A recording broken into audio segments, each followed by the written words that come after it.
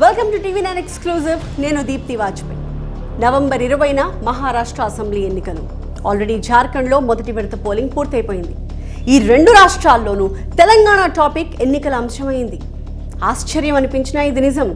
రెండు రాష్ట్రాల్లో అసెంబ్లీ ఎన్నికలు జరుగుతున్న వేళ చాలా టైట్ షెడ్యూల్ ఉన్నప్పటికీ నవంబర్ 5వ తేదీన కాంగ్రెస్ అగ్రనేత రాహుల్ గాంధీ తెలంగాణకు వచ్చారు. ఇప్పుడు చెప్పిన ఇన్ని అంశాలకు తెలంగాణతోనే లింక్ ఉంది. పైగా సాక్షాత్తు ప్రధాని మోదీని మొన్న జార్ఖండ్లో, నిన్న మహారాష్ట్ర ఎన్నికల ప్రచారంలోనూ తెలంగాణ టాపిక్ తీశారు. నేషనల్ లెవెల్లో డిస్కషన్ పాయింట్గా మారిన ఆ అంశం తెలంగాణలో కులగణన. ఈ కులాల వారి లెక్క అనేది సమాజాన్ని విడగొడుతుంది అని ఒకరు, అసలు కులగణన అనేదే సక్సెస్ కాదు అని మరొకరు. బీహార్, కర్ణాటకలో కులగణన చేసిన బీసీలకు జరిగిన లాభం ఏంటో చెప్పండి అని ఇంకొకరు. ఇలా ఎవరి వాదన వాళ్ళు వినిపిస్తున్నా తెలంగాణ కాంగ్రెస్ ప్రభుత్వం మాత్రం కులగణనను సక్సెస్ చేస్తాం, ఆ గణాంకాలని ఎలా ఉపయోగించుకోబోతున్నామో, ఎలా ఆచరణలో పెడతామో కూడా చెబుతాము అంటోంది.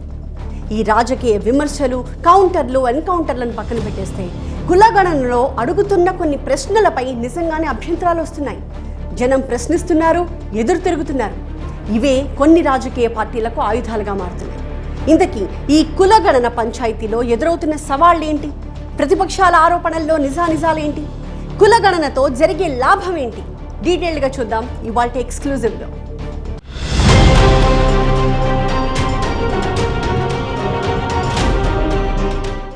ఇంతకీ మోదీ ఏమంటున్నారు? తెలంగాణలో జరుగుతున్న కులగణనపై ఏమేం కామెంట్స్ చేశారు? కాస్త కఠినమైన ఒక్క ముక్కలు చెప్పాలంటే కులగణన సర్వే అనేది ఒక కొత్త నాటకం అనేశారు మోదీ. దళితులను, వెనకబడిన తరగతులను, గిరిజనులను విభజించడానికి కాంగ్రెస్ పార్టీ ఎంచుకున్న ఒక మార్గం అని ఆరోపించారు. అయితే అక్కడితోనే ఆగిపోలేదు. రిజర్వేషన్లను తగ్గించే ప్రయత్నాలు కూడా జరుగుతున్నాయనే భయం కల్పించారు. సర్వే పేరుతో సమాజాన్ని కులాల వారీగా విడగొట్టడమే కాకుండా రిజర్వేషన్స్ని సైతం తగ్గించే ప్రమాదం ఉందంటూ ప్రచారం చేశారు ప్రధాని. జార్ఖండ్ ఎన్నికల ప్రచారంలో భాగంగా ఒక ర్యాలీలో పాల్గొన్న మోదీ కులగణన పేరుతో కాంగ్రెస్ పార్టీ ఓబీసీలను విడగొట్టి కులాల మధ్య చిచ్చు పెట్టాలని చూస్తోంది అంటూ ఆరోపించారు. కులాన్ని తీసుకొచ్చి విభజన చేయాలని చెప్పేసి రాహుల్ గాంధీ కొత్త అవతారం ఎత్తినటువంటి పరిస్థితి కనపడతా ఉంది. మరొక విషయం మాట్లాడితే ఇవాళ ముస్లింలలో కులాలు ఉన్నారు, క్రిస్టియన్స్లో కులాలు ఉన్నారు, హిందువులలోనే కులాల విభజన ఎందుకు చేస్తూ ఉన్నావు? ముస్లింలలో కూడా కులాల విభజన చేయాలా, అదే రకంగా క్రిస్టియన్లలో కూడా కుల విభజన చేయాలని చెప్పేసి భారతీయ జనతా పార్టీ కోరుతూ ఉంది. అంతే తప్ప హిందువులను మాత్రమే విభజించేటువంటి కుట్ర ఏదైతుందో ఈ కుట్రని భారతీయ జనతా పార్టీ వ్యతిరేకిస్తూ ఉంది. అసలేంటి బీజేపీ ప్రాబ్లం? కులగణనపై ఎందుకంత వ్యతిరేకం? బీజేపీ వర్షన్ ఏంటంటే కేంద్ర నిర్ణయాన్ని కాదని 3 రాష్ట్రాలు కులగణన చేపట్టాయి. 1968లో కేరళ, 2017లో కర్ణాటక, 2023లో బీహార్. ఈ 3 రాష్ట్రాలు కులగణన చేసి సాధించింది ఏంటి అని ప్రశ్నిస్తోంది బీజేపీ. వాళ్ళ కోసం ప్రత్యేక పథకాలు ఏమైనా తీసుకొచ్చారా? పోనీ రిజర్వేషన్లు పెంచారా? లేదా కుల గణాంకాలతో బీసీలకు కొత్తగా విద్య, ఉద్యోగాల్లో అవకాశాలు కల్పించారా? ఏం చేశారు అనేది బీజేపీ ప్రశ్న. కులగణన చేయకపోయినా బీసీలకు ఆల్రెడీ దక్కాల్సిన రిజర్వేషన్లు దక్కుతూనే ఉన్నాయి. ఇప్పుడు కులగణన చేస్తే గనక ఆ మాత్రం రిజర్వేషన్లు కూడా బీసీలకు అందవు అంటున్నారు బీజేపీ పెద్దలు. అదేం లాజిక్ అనిపిస్తోందా? దీనికో సమాధానం చెప్తోంది బీజేపీ. బీసీలు అనగానే 1-2 కులాలు మాత్రమే ఉండవు కదా. మన దగ్గరే దాదాపు 139 కులాలు ఉన్నాయి. అందులో ఎక్కువ మంది ఉండే కులం ఒకటి ఉంటుంది, తక్కువ సంఖ్యాబలం ఉండే కులం కూడా ఉంటుంది. ఈ 2 బీసీ కులాలే. సో వీటిని ఎలా బ్యాలెన్స్ చేస్తారు అనేది బీజేపీ ప్రశ్న. ఒక బీసీ కులంలో 1,00,000 మంది ఉంటే ఇంకో బీసీ కులంలో 10,000 మందే ఉండొచ్చు. ఒక ఉదాహరణగా చెప్తున్నాను, ఈ లెక్క ఎగ్జాక్ట్గా అని కాదు. అలాంటప్పుడు ఎక్కువ మంది ఉన్న కులానికి ఎక్కువ రిజర్వేషన్ ఇస్తారు, తక్కువ మంది ఉన్నారు కాబట్టి తక్కువ రిజర్వేషన్ ఇస్తారు అనేది ఒక వాదన. అదే జరిగితే ఇప్పటి వరకు బీసీ కేటగిరీ కింద లబ్ధి పొందుతున్నటువంటి బీసీల్లో తక్కువ సంఖ్యలో ఉన్నటువంటి కులం వాళ్ళు నష్టపోతారు. ఎవరికి ఎంత రిజర్వేషన్ ఇవ్వాలి అనేది ఇక్కడ రాజకీయమే డిసైడ్ చేస్తుంది. ఏ పార్టీకైనా మెజారిటీ ఓటర్లే కావాలి. అలాంటప్పుడు తక్కువ సంఖ్యాబలం ఉన్న కులాలకు అన్యాయం జరుగుతుంది అనే అనుమానాలను వ్యక్తం చేస్తోంది బీజేపీ. కులగణన చేసి 42% బీసీలకు రిజర్వేషన్స్ ఇంప్లిమెంట్ చేస్తావా? మేము దీనికి నమ్మట్లేదు. ఎందుకంటే ఉదయపూర్ డిక్లరేషన్ని పార్లమెంటుకు 2 అసెంబ్లీ సీట్లు బీసీలకు ఇస్తానని ఇయ్యలేకపోయినారు. మంత్రివర్గంలో బీసీలకు సరైనటువంటి ప్రాధాన్యత లేదు. పోనీ చివరికి ఏమన్నారంటే నామినేటెడ్ పోస్టులలో రేవంత్ రెడ్డి గారు ఎక్కువ మంది బీసీలకు ఇస్తున్నారు. పట్టుమని 10 మంది కూడా ఇలా బీసీలకు కార్పొరేషన్ చైర్మన్లు ఇవ్వలేనటువంటి దుస్థితి. నిజంగా ఇలానే జరుగుతుందా అంటే జరగకపోవచ్చు. ఎందుకంటే 3 రాష్ట్రాల్లో కులగణన జరిగింది.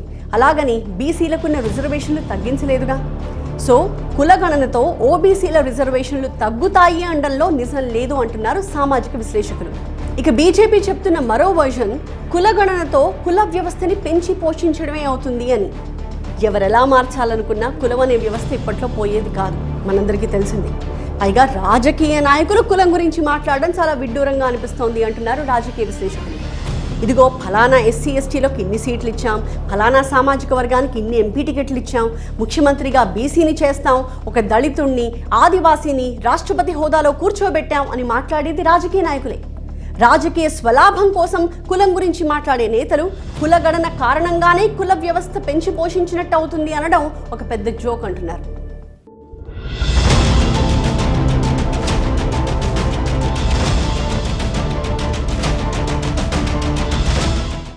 కాకపోతే కులగణనపై అన్ని వర్గాల నుంచి సానుకూలత రాదు. సమగ్ర సర్వేని స్వాగతించే వాళ్లే కాదు, వ్యతిరేకించే వాళ్ళు కూడా ఉన్నారు. అందుకే ఒకవేళ సమగ్ర సర్వే చేసినా ఆ రిపోర్ట్ని మాత్రం బయటపెట్టరు. ఫర్ ఎగ్జాంపుల్ 2011లో జనాభా లెక్కలతో పాటే సోషో ఎకనామిక్ క్యాస్ట్ సెన్సస్ కూడా జరిపారు. అంటే కులాలు వారి స్థితిగతుల్ని లెక్కించారు, కానీ ఆ సమాచారాన్ని మాత్రం బయటపెట్టలేదు. కారణం ఏంటి? అప్పటి కాంగ్రెస్ పార్టీ చెప్పిన కారణం ఏంటో కానీ 2022 జూలైలో బీజేపీ ప్రభుత్వం పార్లమెంట్లో ఒక సమాధానం చెప్పింది. అదేంటంటే 2011లో చేపట్టిన కుల గణనలో చాలా లోపాలున్నాయి, ఆ రిపోర్ట్ ఎందుకు పనికిరాదు అంటూ సమాధానం ఇచ్చింది. సుప్రీంకోర్టుకి కూడా అదే సమాధానం చెప్పింది. ఎందుకు పనికిరాదు ఆ రిపోర్ట్ అని సుప్రీంకోర్టు అడిగితే కొన్ని ఉదాహరణలు చెప్పింది. అదేంటంటే 1931లో జనగణన చేసినప్పుడు ఈ దేశంలో 4147 కులాలు ఉన్నట్టుగా తేలింది. బీసీలే కాదు, మొత్తం అందరూ కలిపి. అలాంటిది 2011లో ఇవే కులాల సంఖ్య ఏకంగా 46 లక్షలకు పైగానే అని తేలాయి. ఫర్ ఎగ్జాంపుల్ మహారాష్ట్రను తీసుకుంటే 1931లో అన్ని కులాలు తెగలు అన్నీ కలిపి 494 ఉంటే 2011లో ఏకంగా 4,28,677 కులాలు ఉన్నట్టుగా తేలిందని సుప్రీంకోర్టుకి కేంద్ర ప్రభుత్వం వివరించింది.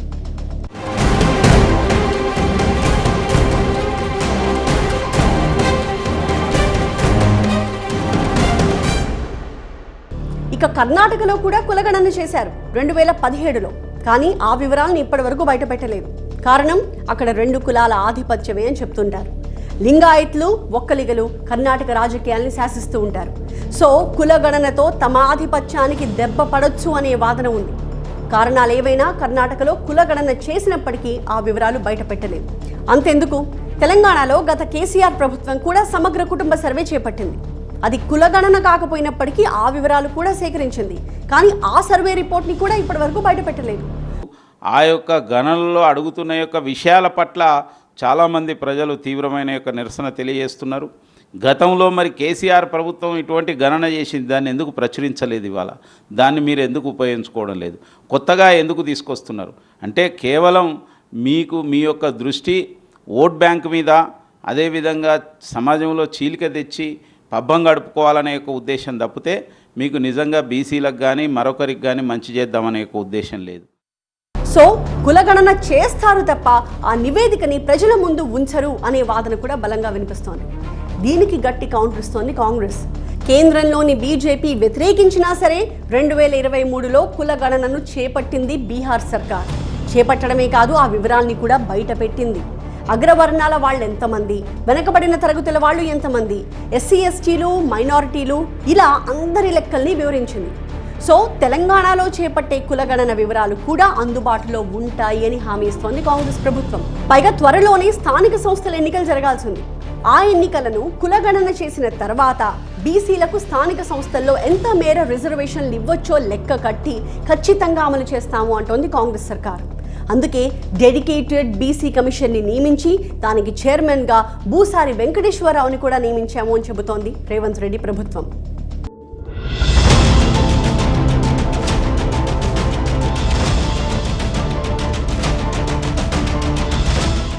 పార్టీలన్నాక విమర్శలు, ఆరోపణలు చేస్తూనే ఉంటాయి. వాటికి సరైన సమాధానం ఇవ్వాల్సిన బాధ్యత ప్రభుత్వానికి ఉంటుంది. ఇక్కడ సమస్య ఏంటంటే ప్రజల నుంచే కులగణనపై అభ్యంతరాలు వస్తున్నాయి. మమ్మల్ని ఎందుకు ఇన్ని ప్రశ్నలు అడుగుతున్నారు అంటూ ఎన్యూమరేటర్స్పై ఎదురు తిరుగుతున్నారు. కొన్ని వివరాలు చెప్పడానికి అస్సలు ఒప్పుకోవట్లేదు జనం. అసలు ఏ ప్రశ్నలపై అభ్యంతరాలున్నాయి? జనం ఏ సమాచారం ఇవ్వడానికి జంకుతున్నారు? తెలంగాణలో జరుగుతున్న కులగణన సర్వేపై మంత్రుల్లోనే కన్ఫ్యూజన్ ఉందా? ఈ ప్రశ్న అడగడానికి ఒక కారణం ఉంది. సర్వే చేయడానికి వచ్చిన వారికి ఎలాంటి పేపర్లు జెరాక్స్లు ఇవ్వక్కర్లేదు అన్నది మంత్రి పొన్నం ప్రభాకర్ చెప్పిన మాట. కానీ డిప్యూటీ సీఎం భట్టి విక్రమార్క మాత్రం సర్వేకి సంబంధించిన పేపర్స్ అన్ని రెడీగా ఉంచుకోవాలి అని స్టేట్మెంట్ ఇచ్చారు. సో ఒకే సర్వేపై ఇద్దరు మంత్రులు వేరువేరుగా మాట్లాడడాన్ని బీఆర్ఎస్ హైలైట్ చేస్తోంది. కానీ ఇందులో ఎలాంటి కన్ఫ్యూజను లేదు అంటోంది కాంగ్రెస్. సర్వేకి వచ్చిన ఎన్యూమరేటర్లకు ఎలాంటి జెరాక్స్లు ఇవ్వక్కర్లేదు. ఇది ముమ్మాటికి వాస్తవం. డిప్యూటీ సీఎం భట్టి విక్రమార్క చెప్పినట్టు పత్రాలన్నీ రెడీగా దగ్గర పెట్టుకోవడం కూడా కరెక్టే. ఎందుకంటే ఎన్యూమరేటర్లు వచ్చినప్పుడు వాళ్ళకి కావాల్సిన ఇన్ఫర్మేషన్ ఇవ్వడానికి అంతా మనం సిద్ధంగా ఉంచుకోవడమే మంచిది అన్నది అక్కడ ఉద్దేశం. అంతే తప్ప పత్రాలు సిద్ధంగా ఉంచుకోవాలని భట్టి విక్రమార్క చెప్పినంత మాత్రాన సర్వేకి వచ్చిన వాళ్ళకి అవి ఇవ్వమని కాదు అర్థం. సో ఈ విషయంలో కన్ఫ్యూజనే అవసరం లేదు. ఇక ఆధార్ విషయంలో కూడా కొంత గందరగోళం ఉంది. ఆధార్ నెంబర్ ఇస్తే తమకు దక్కుతున్న పథకాలు పోతాయేమోనన్న భయం చాలా మందిలో ఉంది. అలా ఏమీ జరగదు అని చెప్పినా కూడా జనంలో ఆ భయం పోవట్లేదు. అందుకే ఆధార్ వివరాలు ఇవ్వడం ఒక ఆప్షన్ మాత్రమేనంటూ క్లారిటీ ఇచ్చారు మంత్రి పొన్నం. అంటే ఇష్టం ఉన్న వాళ్ళు ఆధార్ వివరాలు ఇవ్వచ్చు, లేదంటే ఇవ్వడం కూడా మానేయొచ్చు. ప్రభుత్వం చేస్తూ ఉంది, గోప్యంగా ఉంచుతారు. ఎక్కడ ఏ పథకానికి ఇబ్బంది లేదు. ఒకవేళ మీరు భూముల వివరణలు ఇవ్వదలుచుకోకపోతే ఇవ్వకండి, కానీ మిగతా సమాచారాన్ని ఒకవేళ కులం చెప్పదలుచుకోకపోతే 999 ఆప్షన్ ఉంది. ఆధార్ కార్డు చెప్పదలుచుకోకపోతే కూడా ఆప్షన్ ఉంది. పాన్ కార్డు అడుగుతూనే లేం. ఇక మిగతాటికి సంబంధించిన విషయాల లోపల ఎక్కడ కూడా అభ్యంతరకరమైన అంశాలు లేవు. కాబట్టి దయచేసి సమాచారాన్ని అందరియండి. కావలసుకొని కొంత నటోరియస్, కొంత రాజకీయమైన కుట్రదారులు దీనికి ఆటంకం కలిగిస్తే ప్రభుత్వం తీవ్రంగా స్పందిస్తుంది. ఇంకొన్ని ప్రశ్నలపై కూడా అభ్యంతరాలున్నాయి ప్రజలకు. ఇంట్లో టీవీ ఉందా, ఫ్రిడ్జ్ ఉందా, వాషింగ్ మెషిన్ ఉందా, ఇలాంటివి కూడా అడుగుతున్నారు.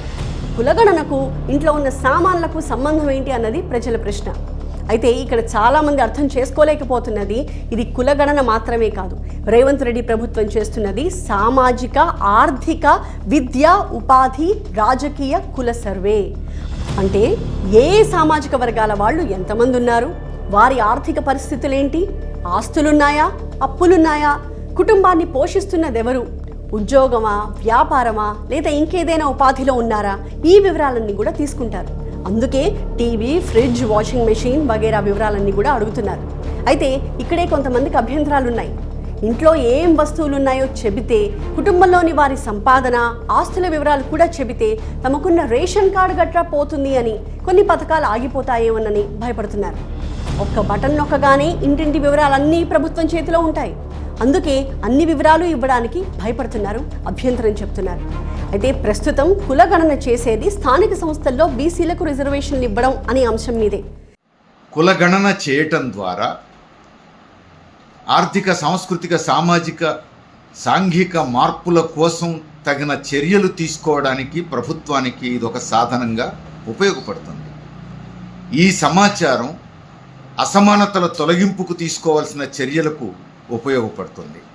ప్రభుత్వం ఏం చేయాలి, ఇతర రాజకీయ పార్టీలు, స్వచ్ఛంద సంస్థలు, మేధావులు ఎవరు ఏం చేయాలో నిర్ణయించుకోవడానికి ఈ సమాచారం తోడ్పడుతుంది. ప్రస్తుతానికి దీనికి మాత్రమే పరిమితం అవుతుంది రేవంత్ సర్కార్. అంతే తప్ప రేషన్ కార్డులను కుదించడానికి, పథకాలను తగ్గించడానికి కాదు అనేది ప్రభుత్వం ఇస్తున్న క్లారిటీ. పైగా త్వరలోనే కొత్త రేషన్, కొత్త పెన్షన్ దరఖాస్తులు కూడా తీసుకుంటామని చెప్తున్నప్పుడు సర్వే ఆధారంగా కోతలు పెడతారని అనుమానించడం అసంబద్ధం అనేది కాంగ్రెస్ వర్గాల వాదన. పైగా బీసీలను, ఇతర వర్గాలను మెరుగైన స్థితిలో ఉంచడానికే వివరాలు తప్ప ఉన్న రిజర్వేషన్లను తగ్గించడానికో, పథకాలు ఆపేయడానికో కాదు అని చెప్తున్నారు. స్థిరాస్తులు, చరాస్తులు, వాహనాల వివరాలు, లోన్స్, ఎలాంటి ఇంట్లో ఉంటున్నారు, ఇంట్లో ఎంతమంది ఉంటున్నారు, ఎన్ని గదులున్నాయి, ఈ వివరాలన్నీ కూడా ప్రభుత్వం దగ్గర ఉంటే లేని వారికి ఎలాంటి ఆర్థిక సాయం అందించాలి అనే దానిపై ప్రభుత్వానికి ఒక అవగాహన వస్తుంది. అందుకే అన్ని ఆలోచించే 75 ప్రశ్నలు పెట్టాం, అంతే తప్ప కులగణనతో ఎవరికో అన్యాయం చేయడానికి మాత్రం కాదు అని కాంగ్రెస్ నేతలు వివరణ ఇస్తున్నారు. అంతేకాదు ఈ సర్వే ప్రధాన ఉద్దేశ్యం స్థానిక సంస్థల్లో బీసీలకు రిజర్వేషన్ల గురించే అని మరోసారి గట్టిగా చెప్తున్నారు. జనాభా దామాషా ప్రకారం స్థానిక సంస్థల్లో బీసీలకు ఇంకాస్త ఎక్కువ రిజర్వేషన్లు కల్పించడానికే ఈ సర్వే చేస్తున్నామని క్లారిటీ ఇస్తోంది ప్రభుత్వం.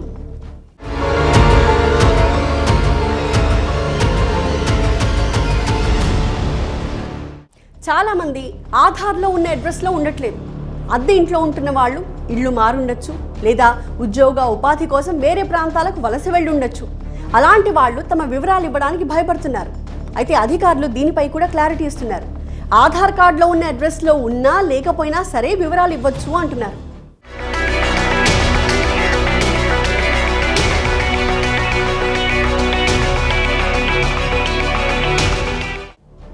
ఇలా ఎంత చెప్పుకున్నా చాలా చోట్ల, చాలా గ్రామాల్లో కులగణనను ప్రజలు వ్యతిరేకిస్తున్నారు. హైదరాబాద్లోని శాస్త్రీపురంలో స్థానికులు వాగ్వాదానికి దిగారు. అటు నిర్మల్ జిల్లాలోని దిలావర్పూర్, గుండంపల్లి గ్రామాల్లోని ప్రజలు కులగణనను బహిష్కరించారు. కామారెడ్డి జిల్లాలోని 17 తండాలు కుటుంబ సర్వేని బహిష్కరిస్తున్నామని ప్రకటించాయి. చాలా జాగ్రత్తగా వినాల్సిన పాయింట్ ఏంటంటే, వీళ్ళంతా కులగణనను బహిష్కరించింది ఆ 75 ప్రశ్నల గురించి కాదు. ఇళ్ళు, వాకిళ్ళు, ఆస్తిపాస్తులు, ఉద్యోగ వ్యాపారాలు అడుగుతున్నందుకు కాదు. కులగణనను బహిష్కరించిన ఒక్కొక్కరిది ఒక్కో కారణం ఉంది. హైదరాబాద్లోని శాస్త్రీపురంలో బహిష్కరణకు కారణం తమ ఇళ్లను అన్యాయంగా కూల్చినందుకు అని చెప్పారు. నిర్మల్ జిల్లాలోని దిలావర్పూర్, గుండంపల్లి ప్రజలు కులగణనను బహిష్కరించడానికి కారణం ఊళ్ల మధ్యలో ఇథనాల్ ఫ్యాక్టరీ కట్టొద్దు అనే నిరసనను వ్యక్తం చేయడానికి. ఇక కామారెడ్డి జిల్లాలో 17 తండాల ప్రజలు సర్వేని బహిష్కరించడానికి కారణం తమ తెగను సర్వే ఆప్షన్లో చేర్చకపోవడం. అంతే తప్ప తమ వివరాలు అడుగుతున్నారన్న అనుమానాలు, భయాలు కావు వాళ్ళవి.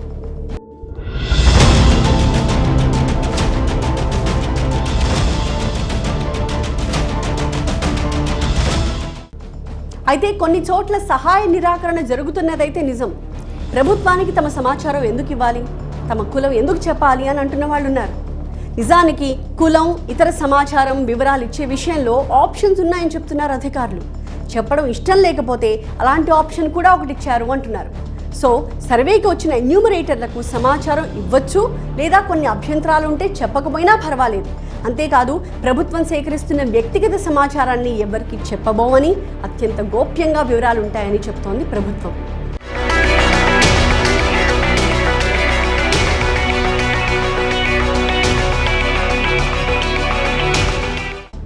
ఏదేమైనా కులగణన అనేది ముమ్మాటికి కాంగ్రెస్ అస్త్రమే.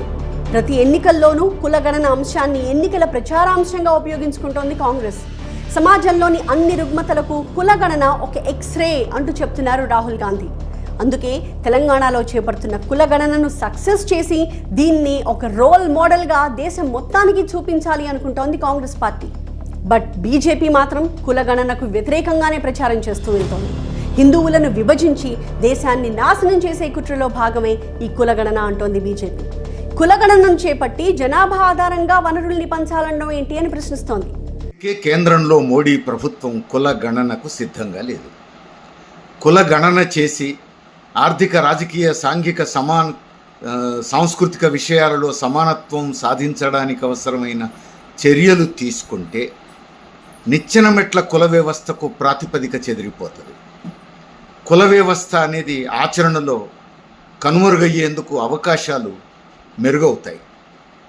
అందుకనే కేంద్ర బీజేపీ సర్కారు కులగణనకు సిద్ధంగా లేదు.